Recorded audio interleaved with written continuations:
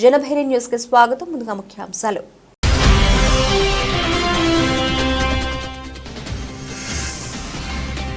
మౌళమ్మ అమ్మవారి అఖండ అన్న సమారాధనను ప్రారంభించిన ఎమ్మెల్యే అంజిబాబు.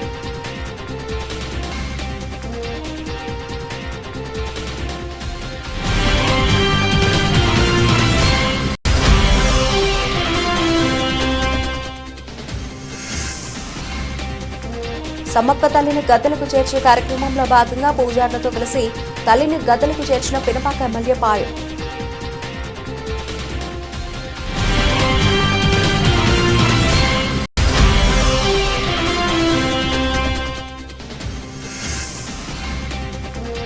హరిహర ఫౌండేషన్ వ్యవస్థాపక అధ్యక్షులు, ఆలయాల ఆధ్యాత్మిక అభివృద్ధి ప్రదాత మారగాని శ్రీనివాసరావు ఆధ్వర్యంలో నూతన ఆలయంలో విగ్రహాల ప్రతిష్టాపన మహోత్సవ కార్యక్రమం.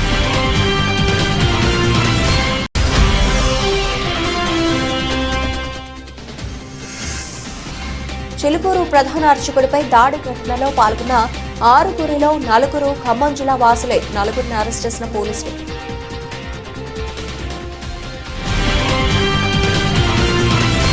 చిలుకూరు బాలాజీ ఆలయ ప్రధాన అర్చకుడు సిఎస్ రంగరాజన్పై దాడి కేసులో ఖమ్మం జిల్లా తల్లాడ మండలానికి చెందిన 4 నిందితులుగా ఉండడం చర్చనీయాంశంగా మారింది.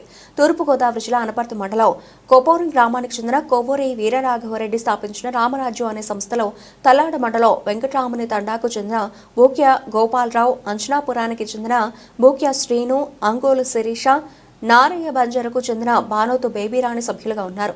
రామరాజ్య స్థాపనకు సహకరించాలని, తన సైన్యానికి ఆర్థిక సాయం చేయాలని, చిలుకూరు బాలాజీ ఆలయాన్ని తమకు అప్పగించాలని డిమాండ్ చేస్తూ ఈ నెల 7న వీరరాఘవరెడ్డి ఆధ్వర్యంలో 20 మంది రామరాజ్య సభ్యులు మూకుమ్మడిగా ప్రధాన అర్చకుడు రంగరాజన్పై దాడి చేశారు. ఈ దాడి విషయమై చిలుకూరు ఆలయ managing committee chairman MG Soundararajan ఫిర్యాదు మేరకు మొయినాబాద్ పోలీసులు కేసు నమోదు చేసి విచారణ చేపట్టారు. ఈ కేసులో తల్లాడ మండలానికి చెందిన భూక్య గోపాలరావు, భూక్య శ్రీను, అంకులు శిరీష, బానోతు బేబీరాణిలను నిందితులుగా పోలీసులు గుర్తించి అరెస్ట్ చేశారు.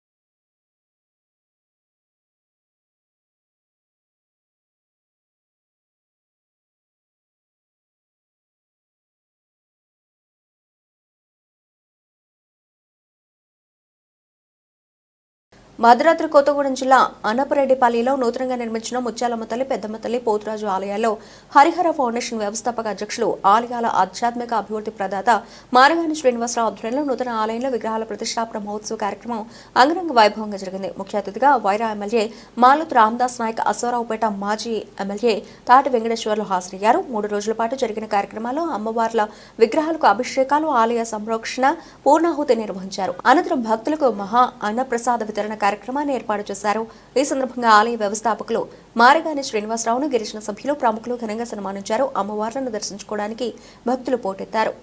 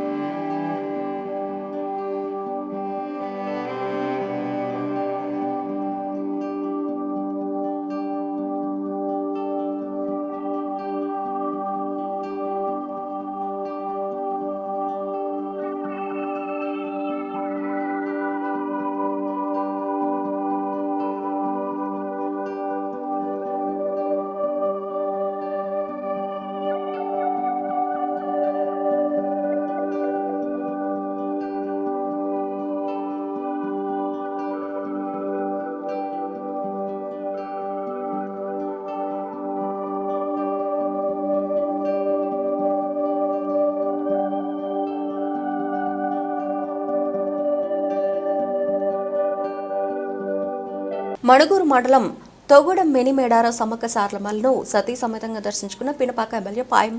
అనంతరం సమ్మక్క సారలమ్మ గద్దలకు కొబ్బరికాయలు కొట్టి ప్రత్యేక పూజలు నిర్వహించిన పాయం. ఆయన మాట్లాడుతూ తొగుడంలో ఎంతో భక్తి శ్రద్ధలతో నిర్వహించే సమ్మక్క సారలమ్మ జాతరలో పాల్గొని అమ్మవార్లను దర్శించుకోవడం చాలా సంతోషకరమని, సమ్మక్క సారలమ్మల దీవెనలు ఈ పినపాక నియోజకవర్గ ప్రజలకు ఎల్లవేళలా కలిగి ఉండాలని సమ్మక్క సారలమ్మలను కోరుకున్నానని తెలియజేసిన పినపాక నియోజకవర్గ శాసనసభ్యులు పాయం వెంకటేశ్వర్లు ఈ కార్యక్రమంలో మణుగూరు మండల కాంగ్రెస్ పార్టీ అధ్యక్షులు పేరినాకి నవీన్, మణుగూరు మండల కాంగ్రెస్ పార్టీ నాయకులు, మహిళా నాయకులు, యువజన నాయకులు, కార్యకర్తలు, తోగుడం సమ్మక్క సారలమ్మ ఆలయ కమిటీ సభ్యులు, ఆదివాసీ పెద్దలు తదితరులు పాల్గొన్నారు.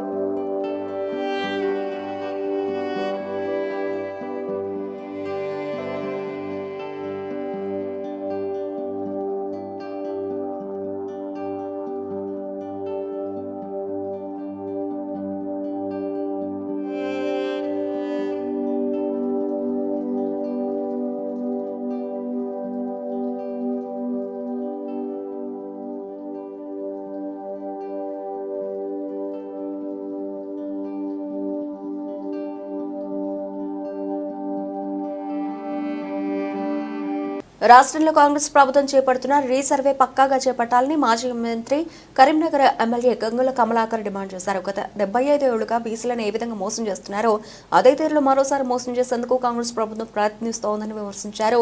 నేడు కరీంనగర్లో ఏర్పాటు చేసిన మీడియా సమావేశంలో గంగుల మాట్లాడారు. కాంగ్రెస్ చేపట్టిన కుల గణన అంతా కాకి లెక్కలేనని ఆరోపించారు. కాంగ్రెస్ ఏర్పాటు చేసిన బీసీ కమిషన్ ఎక్కడ పోయిందని ప్రశ్నించారు. బీసీ గణన శాస్త్రీయంగా చేయకపోతే హైకోర్టు కొట్టివేస్తుందని పేర్కొన్నారు. బీహార్, కర్ణాటకలో ఇలాగే జరిగిందని, మరోసారి తెలంగాణలో కూడా అదే ప్రయత్నం చేస్తున్నారని విమర్శించారు. కేంద్ర ప్రభుత్వం ప్రకటించిన 2011 జనాభా లెక్కల ప్రకారమే తెలంగాణ రాష్ట్రంలో 3.5 కోట్లకు పైగా జనాభా ఉన్నట్లు తేల్చారని, సరాసరి జనాభా పెరుగుదల శాతం 13.8 ఉంటుందని చెప్పిన విషయాన్ని గుర్తు చేశారు. ఈ లెక్కన తీసుకున్న ఇప్పటికీ తెలంగాణ రాష్ట్ర జనాభా 4,20,00,000కు పైగా దాటి ఉండాలన్నారు. ఆధార్ లెక్కలు తీసుకున్న 3.96 కోట్ల ఆధార్ కార్డులు ఉన్నట్లు లెక్కలు చెబుతున్నాయన్నారు. కాంగ్రెస్ ప్రభుత్వం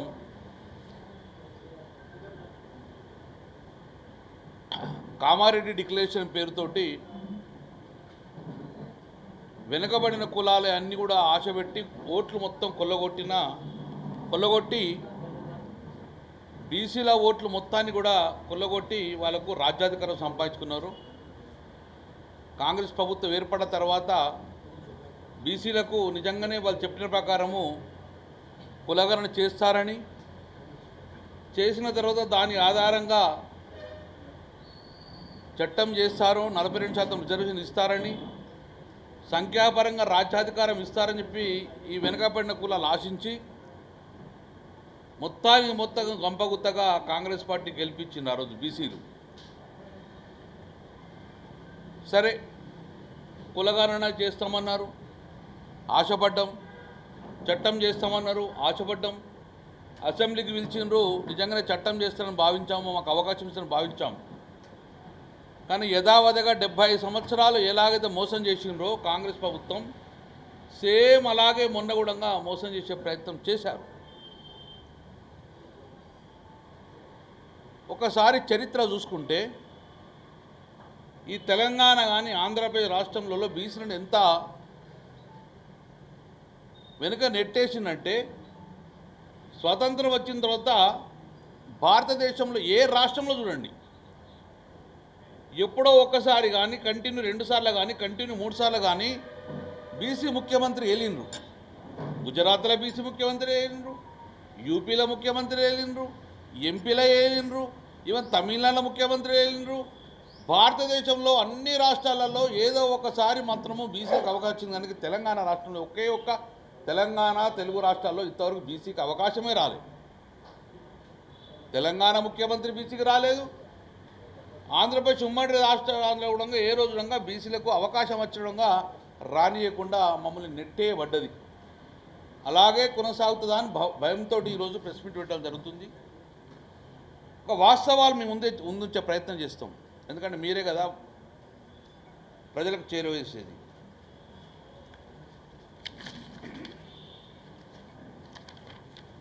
తెలంగాణ రాష్ట్రం ఏర్పడ్డ తర్వాత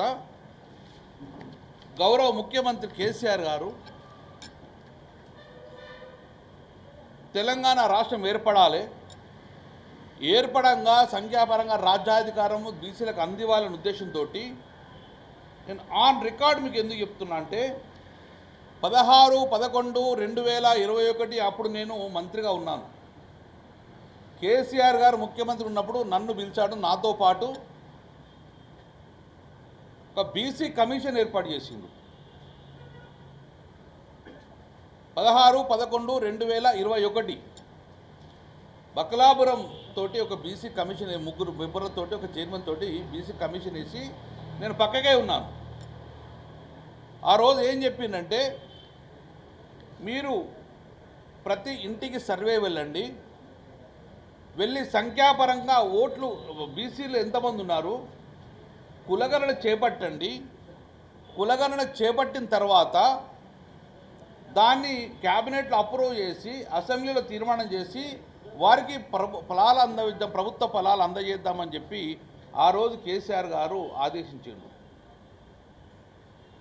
సరే, వాళ్ళు కులగణన సర్వే స్టార్ట్ చేసిండ్రు. మొదలుపెట్టే ప్రయత్నంలో అప్పుడే ప్రభుత్వాలు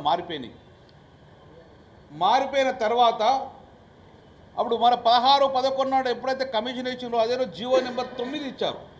ఇక మీకు చూస్తాం, మీకు ఒక కాగితాలు పంపిస్తాం. ఇది జీవో నెంబర్ 9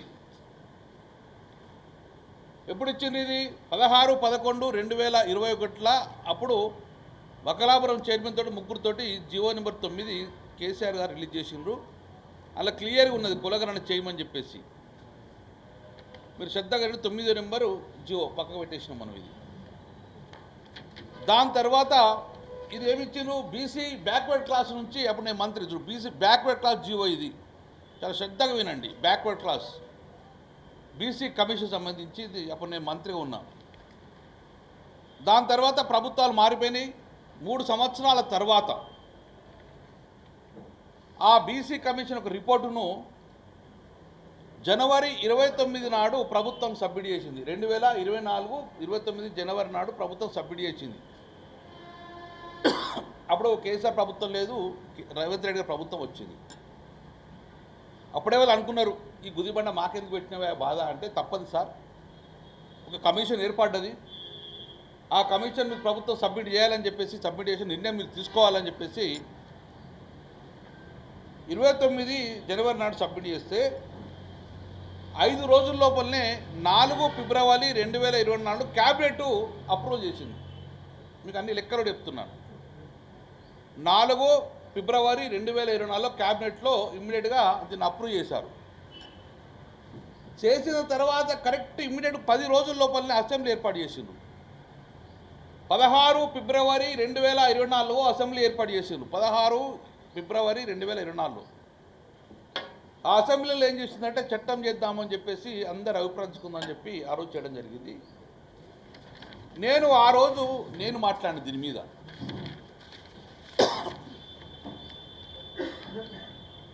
ఆ రోజు 14 నాడు ఏమని మాట్లాడినంటే, చూడండి రేవంత్ రెడ్డి గారు, మీరు తప్పు చేయకండి, శాస్త్రీయంగా మీరు లీగల్గా ఎక్కడ అభద్రత కాకుండా శాస్త్రీయంగా మీరు కులగణన చేయండి, మేము స్వాగతిస్తాము. కానీ బీసీలను మోసం చేసే కార్యక్రమం జరగకూడదు. వేసి మళ్ళీ పొగేసినట్టు నువ్వు ఇది పెట్టుకొని కోర్టు పోతే డిస్క్వాలిఫై కానీ కోర్టు కొట్టకుండా మీరు శాస్త్రీయంగా చేయాలి అని ఒక 3 ఎగ్జాంపుల్ చెప్పినాం. మీరు ఆ రికార్డ్స్లో ఉంటుంది. కృష్ణా జిల్లా అవనిగడ్డ నియోజకవర్గం కూటమి ప్రభుత్వం పేదల వైద్యానికి మొదటి ప్రాధాన్యత ఇస్తోందని ఎమ్మెల్యే మండల బుద్ధప్రసాద్ తెలిపారు. శుక్రవారం అవనిగడ్డలోని ఎమ్మెల్యే కార్యాలయంలో 21 మందికి వైద్య ఖర్చుల నిమిత్తం 18,86,311 రూపాయల సీఎంఆర్ఎఫ్ ద్వారా లబ్ధిదారులకు అందజేశారు. కూటమి ప్రభుత్వం అధికారంలోకి వచ్చిన నాటి నుంచి నేటి వరకు ముఖ్యమంత్రి సహాయ నిధి ద్వారా నియోజకవర్గంలో 116 మంది పేదల వైద్య ఖర్చులకు 92,88,236 రూపాయలు అందించినట్లు తెలిపారు. ఈ సందర్భంగా లబ్ధిదారులు సీఎం చంద్రబాబు ఎమ్మెల్యే బుద్ధప్రసాద్కు ధన్యవాదాలు తెలిపారు. నా పేరు దివ్య శ్రీనివాసరావు, ఘంటసాల గ్రామం. నాకు ఆరోగ్యం బాగోపోతే సీఎం గారికి రిలీఫ్ ఫండ్ పెట్టుకున్నాను. పెట్టుకుంటే నాకు చెక్ ఇచ్చినారు వాళ్ళ చంద్రబాబు నాయుడు గారు, మా ఎమ్మెల్యే బుద్ధప్రసాద్ గారికి వారికి ధన్యవాదాలు చెప్తున్నాను. మా గ్రామం వెంకపల్లి. మా నాన్నగారికి హెల్త్ ప్రాబ్లం వల్ల సీఎం రిఫండ్ వచ్చింది. ఎమ్మెల్యే గారు మళ్ళీ బుద్ధప్రసాద్ గారు పనులు ఇప్పించినారు. వారికి మాది మండపాకల గ్రామంలో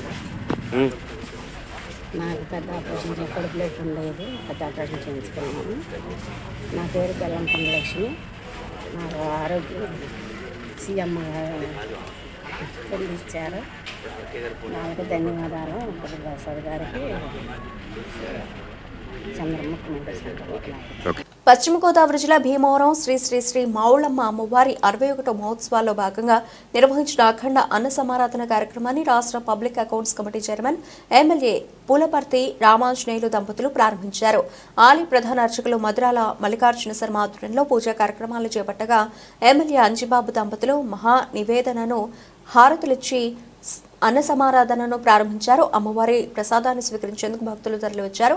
భీమవరం శ్రీ మావుళ్ళమ్మ అమ్మవారి వార్షిక మహోత్సవాల ముగింపు సందర్భంగా మహానివేదన కార్యక్రమాన్ని నిర్వహించారు. అనంతరం 36 కేజీల లడ్డూను ₹1,00,000 10,000 రూపాయలకు పట్టణానికి చెందిన పడమటి రామకృష్ణ దక్కించుకున్నారు.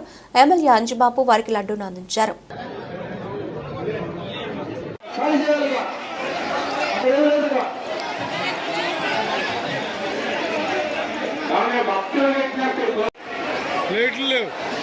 పోలీసు వారికి సహకరించండి.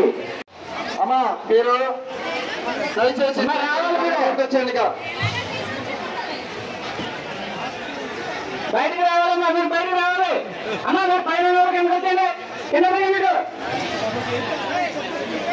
కింద దిగండి. ఎవరో లోపల వాళ్ళు కూడా పక్కన వాళ్ళు కూడా బయట పంపించాడుగా. భక్తులు ఎవరైనా ఉంటే బయటికి వెళ్ళిపోతుందిగా కోరుతున్నాం.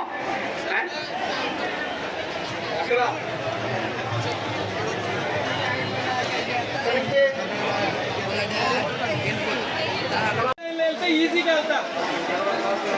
సింగిల్ లైన్ వెళ్ళండి.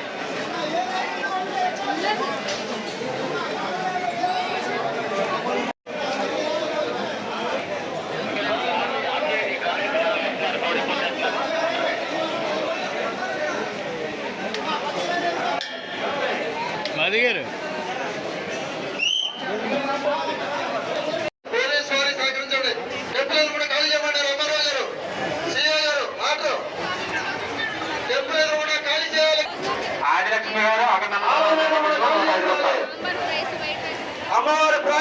కాకినాడ జిల్లా పిఠాపురం వైఎస్ఆర్సీపీ కాకినాడ జిల్లా అధ్యక్షులుగా నియమితులైన మాజీ మంత్రి దాడిశెట్టి రాజా పిఠాపురం వైఎస్ఆర్సీపీ నాయకులు కార్యకర్తలు సమావేశం ఏర్పాటు చేశారు.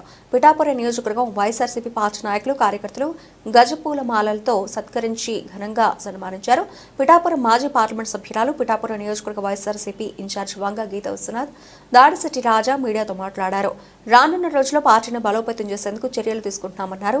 కూటమి ప్రభుత్వం సంక్షేమ పథకాలను అమలు చేయడంలో పూర్తిగా నిర్లక్ష్యంగా వ్యవహరిస్తోందని, పోలవరం ప్రాజెక్టు నిర్మాణంపై నాణ్యతా ప్రమాణాలు పాటించకుండా ఇష్టారాజ్యంగా వ్యవహరిస్తున్నారు. ఈ కార్యక్రమంలో వైఎస్ఆర్సీపీ నాయకులు, కార్యకర్తలు తదితరులు పాల్గొన్నారు.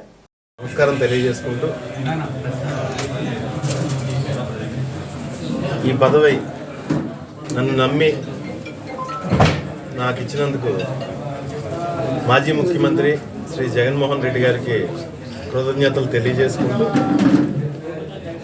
అదేవిధంగా మొట్టమొదటిసారిగా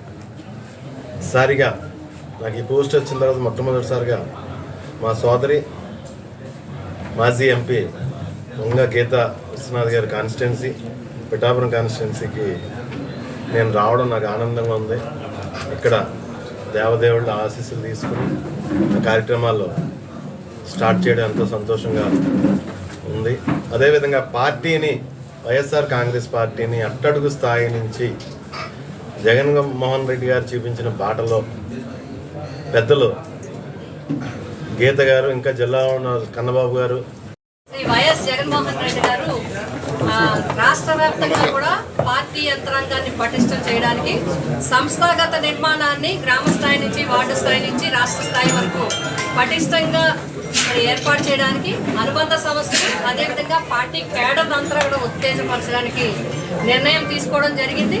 అందులో భాగంగానే గత నెల నుంచి కూడా ఈ ప్రాసెస్ జరుగుతోంది.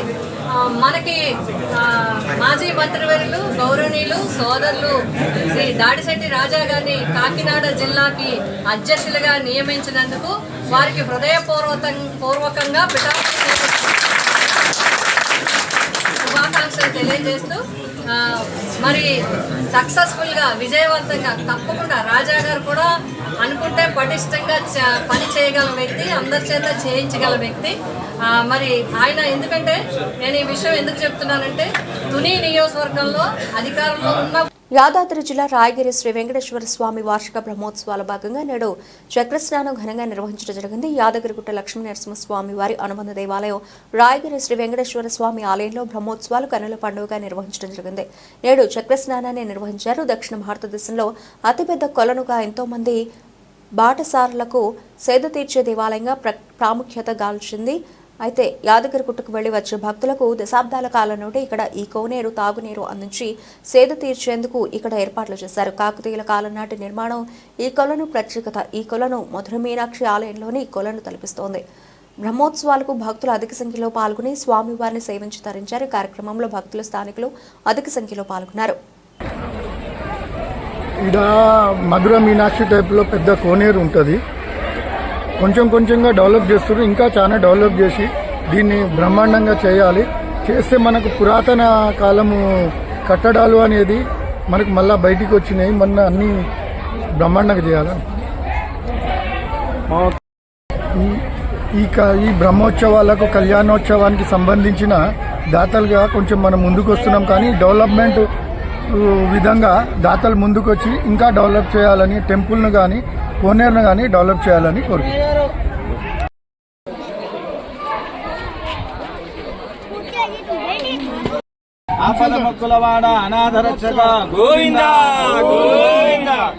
స్వామి కళ్యాణం నిన్న జరిగినది. ఈరోజు చక్రతీర్థం జరిగినది. ఇప్పుడు పుణ్య స్నానాలు జరిగినాయి. పుష్కరిణిలో స్వామి స్నానం ఆడించి ఇప్పుడే బయటకు వచ్చాం. ఇక్కడ కనీసము ఇప్పుడైతే కొంచెం తగ్గింది, కానీ కనీసం 6 నుంచి 18 ఊర్లు ఇక్కడ యాదగిరిగుట్ట కంటే ముందుగాల ఇక్కడ గుండం కానీ ఇవన్నీ కార్యక్రమాలు జరుగుతుండే.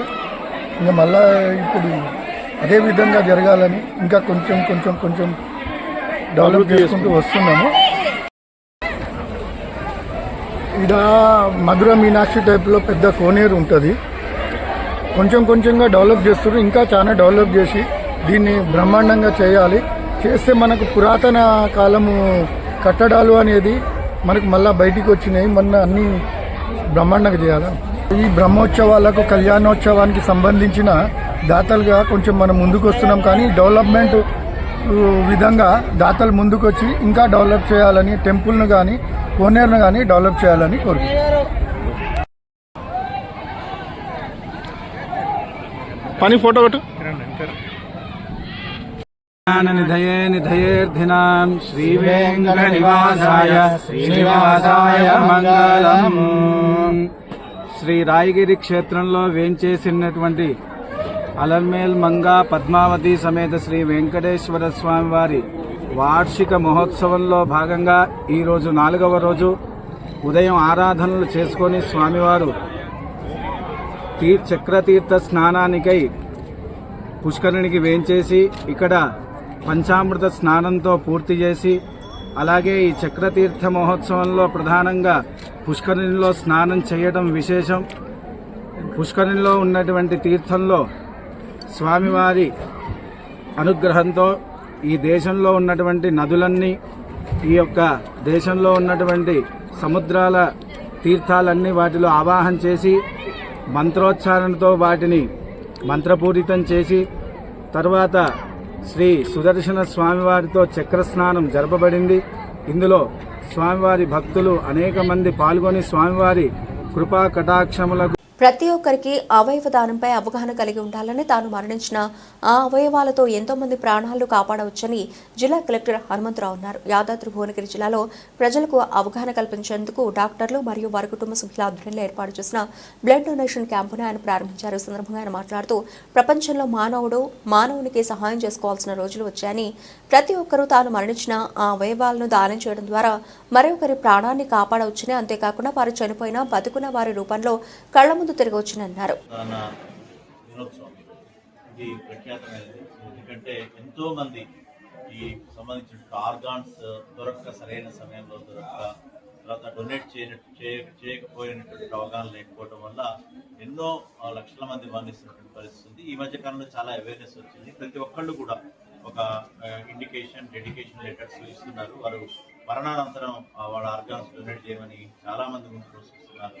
సో దాంట్లో సింబాలిక్ గా భాగంగా ఇవాళ ఆర్గాన్ డొనేషన్ కాదు కానీ బ్లడ్ డొనేషన్ ని మనకి ఇక్కడ ఉన్నటువంటి సూపరింటెండెంట్ రాజారావు గారు, అదేవిధంగా టీసీహెచ్ఎస్ చిన్నా నాయక్ గారు ఒక మంచి చొరవతో ముఖ్యంగా వైద్యులు చేస్తున్నారు. ఈరోజు స్పెషల్ ఏంటంటే జనరల్ గా బిజీగా ఉంటారు డాక్టర్స్. వాళ్ళు జనరల్ గా ఈ కార్యక్రమాలన్నీ రెడ్ క్రాస్ సొసైటీ, తర్వాత ఎన్జిఓస్, తర్వాత వాళ్ళందరూ కూడా చేస్తున్న తరుణంలో ఈరోజు ప్రత్యేకంగా డాక్టర్ల కుటుంబాలు, పారామెడికల్ స్టాఫ్, మొత్తం వైద్యులు, వైద్య సిబ్బంది, వాళ్ళకి సంబంధించిన కుటుంబ సభ్యులు ఈరోజు బ్లడ్ డొనేషన్ చేయడం అనేది చాలా విప్లవాత్మక పరిణామం. సో దాంట్లో భాగంగా ఈరోజు నేను ఇక్కడ రావడం జరిగింది. డాక్టర్ రాజారావు గారు మంచి ఇనిషియేటివ్ తీసుకొని ఇక్కడ ఉన్నటువంటి డిస్ట్రిక్ట్ హాస్పిటల్ని మంచి హాస్పిటల్గా, ఎందుకంటే వారు గాంధీ చేసినటువంటి అనుభవం ఉంది. చాలా దాంట్లో 5% కాదు 2% కూడా ఉండదు. కాబట్టి ఇది హాస్పిటల్ యొక్క రూపురేఖలు మార్చడానికి వారు చిన్నానాయక్ గారు కలిసి ప్రయత్నం చేస్తున్నారు. జిల్లా కలెక్టర్గా పూర్తి స్థాయిలో నా వంతు సహకారం అందిస్తారని వారు తెలియజేస్తూ ఈరోజు ఎవరైతే బ్లడ్ డొనేట్ చేశారో అందరికీ కూడా అభినందనలు తెలియజేస్తూ ఇట్లాంటి కార్యక్రమాలు జరగాలని. ఎందుకంటే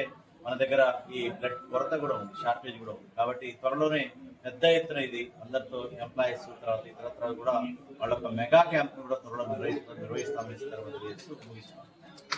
వరంగల్ జిల్లా తెలంగాణ ప్రభుత్వం కార్మికుల హక్కులను కాలరాస్తోందని ఏఐసీసీటీయూ రాష్ట్ర కార్యదర్శి యాదగిరి అన్నారు. ఢిల్లీలో ఫిబ్రవరి 24, 25, 26వ తేదీలో జరగనున్న ఏఐసీసీటీయూ 11వ జాతీయ మహాసభలను విజయవంతం చేయాలని వరంగల్ ఏనుమాముల వ్యవసాయ మార్కెట్ ముందు ప్రచారంతో పాటు కరపత్రాన్ని ఆవిష్కరించారు.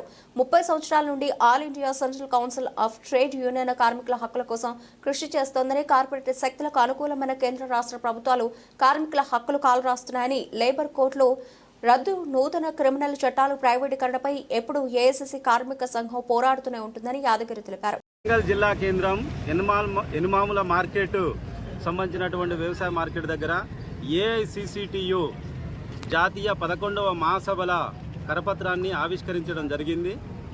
తెలంగాణ రాష్ట్రంలో ఏఐసీసీటీయూ మహాసభ జరిగిన తర్వాత జాతీయ మహాసభను జయప్రదం చేయాలని తెలంగాణ రాష్ట్రంలో ఉన్నటువంటి అన్ని రంగాల కార్మికులను ఈ భాగస్వాముల్ని చేయడం కోసము ఏఐసీసీటీయూ ఆ కరపత్రం ఆవిష్కరణ చేస్తూ ఉన్నాం. ఈ తెలంగాణ రాష్ట్రంలో కార్మికులకు సంబంధించినటువంటి కనీస వేతనాలు అమలు జరగడం లేదు.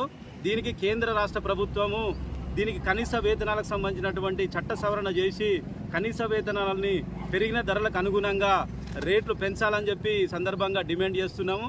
మొత్తము అన్ని రాష్ట్రాలకు సంబంధించినటువంటి కార్మిక సంబంధించినటువంటి ఆర్గనైజేషన్గా ఏఐసీసీటీయూ గత 35 సంవత్సరాల నుండి దేశవ్యాప్తంగా కార్మిక సమస్యల్ని పరిష్కరించడం కోసము ఈఎస్ఐ, పిఎఫ్, కనీస వేతనాలు, పని భద్రత, ఉపాధి రక్షణ కోసము ఈ కార్మిక వర్గ పోరాటాలని నిర్వహించడం జరుగుతుంది.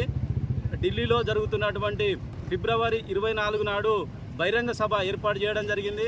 ఫిబ్రవరి 25, 26 ఆల్ ఇండియా జాతీయ మహాసభ ఏఐసీసీటీగా నిర్వహించడం జరుగుతుంది. ఈ మహాసభల్ని జయప్రదం చేయడానికి తెలంగాణ రాష్ట్రంలో ఉన్నటువంటి అన్ని రంగాల కార్మికులు హాజరయ్యి ఈ మహాసభల్ని జయప్రదం చేయాల్సిందిగా విజ్ఞప్తి చేస్తున్నాం. నా పేరు అక్కెనపల్లి యాదగిరి, ఏఐసీసీటీయూ సంఘం రాష్ట్ర అధ్యక్షులు. బులెటిన్ ముగించే ముందు హెడ్లైన్స్ మరోసారి.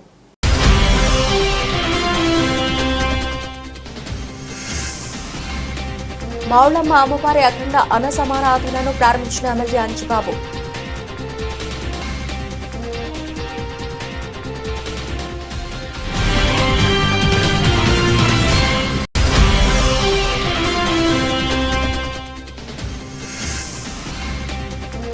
సమ్మక్క తల్లిని గద్దలకు చేర్చే కార్యక్రమంలో భాగంగా పూజారులతో కలిసి తల్లిని గద్దలకు చేర్చిన పినపాక ఎమ్మెల్యే పాయ్.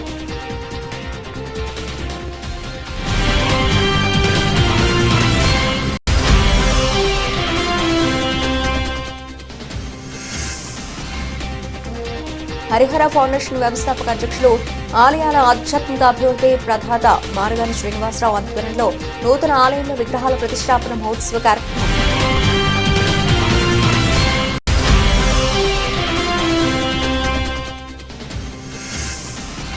చిలుకూరు ప్రధాన అర్చకుడిపై దాడి ఘటనలో పాల్గొన్న 6గురిలో 4 ఖమ్మం జిల్లా వాసులే. 4గురిని అరెస్ట్ చేసిన పోలీసులు.